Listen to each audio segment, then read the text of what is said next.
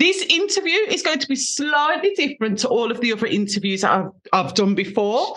Now, money is a huge topic, and I didn't realise how we view and understand money and our mental approach to the way we think about money could prevent people from actually being successful and making a lot of money. So green numbers, red numbers, what do they mean? And if we go on the news, all we see, we are bombarded with looking at successful people wearing the latest clothes, buying the latest mobile phones. And if Elon Musk, Jeff Bezos, they all had this passion to succeed. And they committed themselves to the passion they had, to this work, etc. Thinking always how to achieve money. Why? Because they see money as dirty. So if I think a lot about money, I don't want to be that kind of person. I want to be the person who's comfortable where I am without thinking a lot about money. And